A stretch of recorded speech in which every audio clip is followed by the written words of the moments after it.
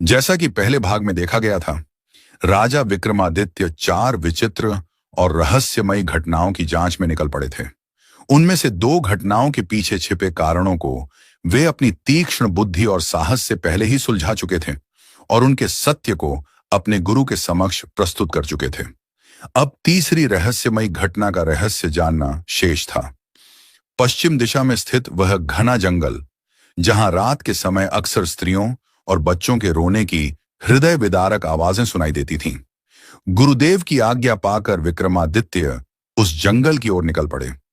जंगल में प्रवेश करते ही उन्होंने दिन भर चारों ओर घूम घूम कर उस स्त्री और बच्चों को खोजने का प्रयास किया, जिनकी रुलाहट की चर्चा पूरे राज्य में भय का कारण बनी हुई थी।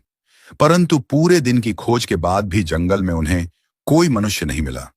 तभी उनकी दृष्टि घास फूस से बनी एक टूटी फूटी झोपड़ी पर पड़ी। वे झोपड़ी के भीतर गए, पर वह पूरी तरह खाली थी। न कोई इंसान, न कोई घरेलू सामान। विक्रमादित्य को तुरंत स्मरण हुआ कि गुरुदेव ने एक बंजारा परिवार के अचानक गायब हो जाने का उल्लेख किया था। उन्हें लगा कि यह झोपड़ी शायद उसी परिवार की हो।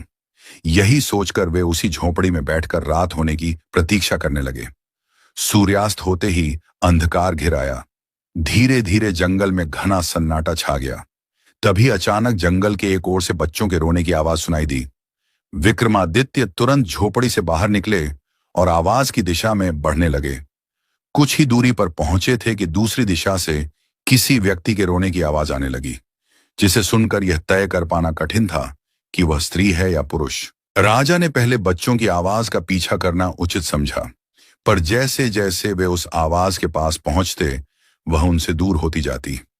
कुछ देर बाद अचानक सभी आवाजें शांत हो गईं। जब विक्रमादित्य सावधानी से आगे बढ़े तो उन्होंने देखा कि एक मादा भालू अपने दो छोटे बच्चों को दूध पिला रही है।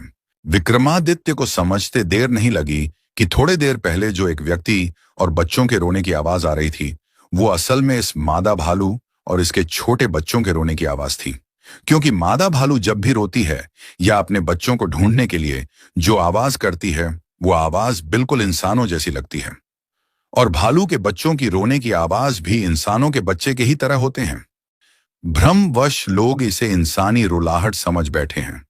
जंगल में बच्चों और औरतों के रोने वाले रहस्य का भेद तो खुल गया, पर वो बंजारा परिवार कहां गायब हो गया, ये अभी भी रहस्य बना हुआ था।